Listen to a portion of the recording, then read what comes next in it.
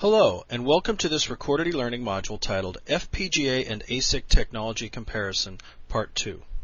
My name is Frank Nelson. I am a Xilinx technical trainer and course developer. I'll be your instructor for this module. This module is a comparison of FPGA and ASIC technologies. Each module in the ASIC to FPGA series provides an overview of differences, advantages, and disadvantages between ASICs and FPGAs. This slide describes the curriculum path for ASIC designers to learn Xilinx software, hardware, and FPGA design techniques.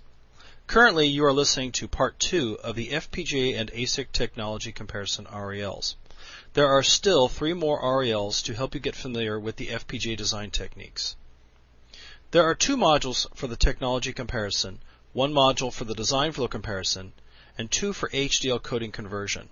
For more information on these courses, visit support.xilinx.com and click on the education link at the top of the page. The Vertex 5 and Spartan 3 coding techniques RELs are designed to help you convert your HDL code to your chosen FPGA device. So you may not need to listen to both of these modules if you're not using both devices. Each of these RELs has 2 parts. Also note that these RELs do not introduce the ASIC design suite, good design practices, and other essential information. This content is part of our Fundamentals of FPGA Design and Designing for Performance courses.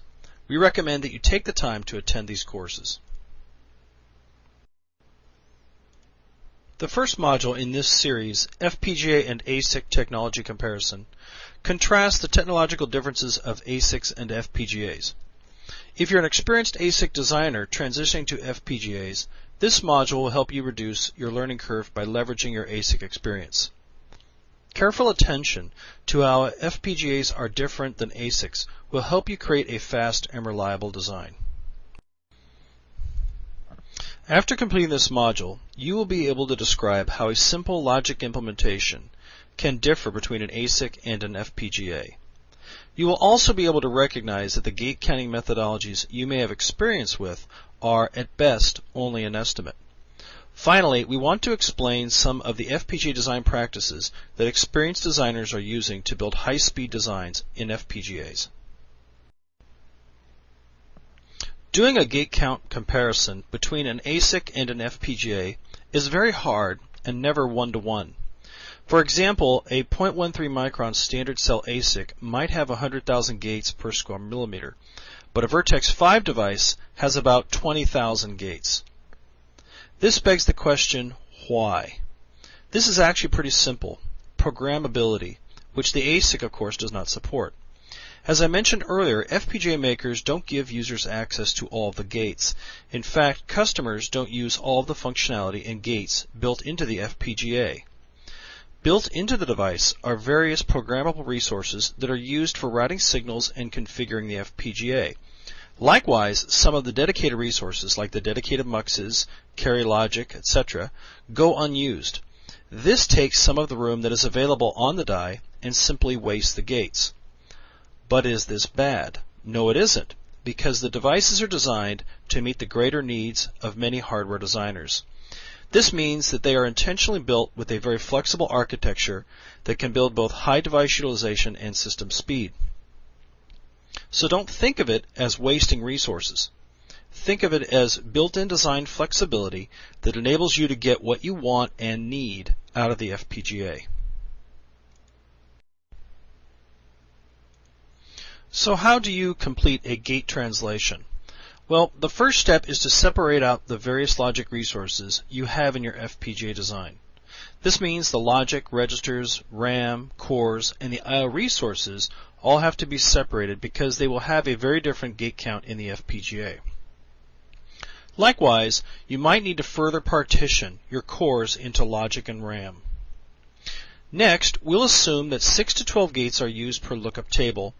RAM bits will be assumed to be equivalent, and up to 100 ASIC gates per I/O will be counted. Now, from these estimates, you may be asking yourself, why are so many gates wasted per IOB? Well, the reason is that each IOB can translate a signal into 40 different I/O standards. Yeah, that's a lot of flexibility built into the FPGA. And as I mentioned earlier, the more flexibility, the more gates may be wasted. We are also going to assume that 7 gates are used per register. Now, the other way to do the register gate comparison is just to simply swap the flip-flops 1 to 1 and not count any gates for them. So what design strategy do you think you need to use here? You probably already know this by now. To get the most out of the FPGA, you need to try to use as many of the features as possible, especially the dedicated hardware such as block RAM, DSP slices, and any dedicated cores your device has. So in our example, we have a 250,000 gate ASIC design. We'll assume this count is just for combinatorial logic, and that we need to choose an equivalent FPGA. The design uses 4 block RAMs and 243 I/O pins. The block RAMs we'll assume are equivalent, and they are. The pads equate to an equivalent number of IOBs, but of course the gate count is significantly higher since there is so much programmability. But the bottom line is we have to have an equivalent number of I/O pins for this design to map over. So given the 250,000 gate count, let's just assume the logic maps only to LUTs and that we'll ignore registers. This design would require between 20,000 and 40,000 LUTs, so you go to the datasheet for any of our devices and look for one that has enough LUTs, RAM, and I/O pins. In our case, we'll assume the design needs to target vertex 5, and after referring to the datasheet, we found that we can choose from a number of densities. To narrow the choices down, we would probably recommend that the designers synthesize for each of these devices and choose the one that fits most efficiently. However, most customers like to design around the 80% device utilization level. This makes it easier to meet your timing needs. If the design was running at low speed, say less than 150 MHz, you might be able to pack the design at higher device utilization. You should also keep in mind that no modifications have been made to the design to help it run at high speed, so further design changes will probably need to be made. We'll talk more about design changes in a little bit. So what influences gate counts? Well, obviously the coding style, the number of metal layers, the process geometry of the FPGA. A huge one, of course, is the ASIC library quality, because, of course, those libraries are very different from FPGA libraries. But also placement and routing algorithms, which will dictate the final number of programmable interconnectors used, the core contents, the I/O requirements, and any special features that are included in the design. So in conclusion, doing an exact gate count conversion is nearly impossible.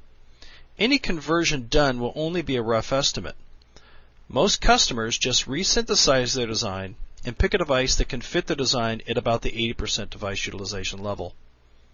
But at least now you know you have an idea how to do a simple estimate and you understand why these are only rough estimates. But the biggest takeaway we're going to make is that resynthesizing ASIC code directly into an FPGA will not use the device resources to full advantage. You'll have to instantiate resources that are not inferred, and you'll have to make sure your coding style is optimum.